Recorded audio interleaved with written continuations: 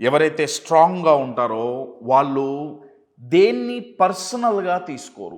పర్సనల్‌గా తీసుకోకపోవటం అంటే అర్థం ఏంటంటే, వాళ్ళకొక సమస్యొచ్చింది, లేదా వాళ్ళని ఒకళ్ళు రిజెక్ట్ చేశారనుకోండి, ఓ క్లయింట్ వచ్చి నో అని చెప్పి వెళ్ళిపోయాడు.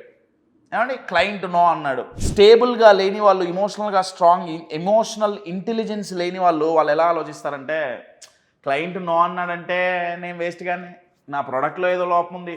ప్రొడక్ట్‌లో కాదు, నాలోనే లోపం. నేనేదో నా కమ్యూనికేషన్ బాలే, లేకపోతే నా డ్రెస్ బాలే, లేకపోతే నాకంత ఎక్స్పీరియన్స్ లేదు, నేను వేస్ట్ గాడిని. అర్థమవుతుందా? ఇది పర్సనల్‌గా తీసుకోవటం.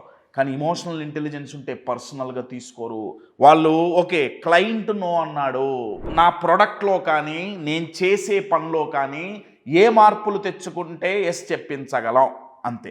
నేను ఇంకొక ఎగ్జాంపుల్ ఇస్తాను. ఇందాక నేను అన్నా కదా, క్రిటిసైజ్ చేశారు, ఎవరన్నా వచ్చి తక్కువ చేసి మాట్లాడారు, కామెంట్ చేశారు, డిస్కరేజ్ చేశారు, డీమోటివేట్ చేశారు. ఎమోషనల్ ఇంటెలిజెన్స్ ఉన్న వ్యక్తి ఏది పట్టించుకోవాలో అది పట్టించుకుంటాడండి, అంతే. ఒకవేళ వాళ్ళు చెప్పిన దాంట్లో నిజం ఉంటే ఆ నిజం మీద ఫోకస్ చేస్తాడు, తప్ప పర్సనల్గా తీసుకోడు. అంటే వాళ్ళు అన్నారంటే నేను వేస్ట్ గాడిని కాబట్టే కదా వాళ్ళు అనేది, లేకపోతే వాళ్ళు నన్ను ఎందుకు అంటారు, నేనేం పొడిచాని, ఏం చేశా అని వాళ్ళు నన్ను వచ్చి పొగట్టడానికి, ఇలా ఉంటుంది.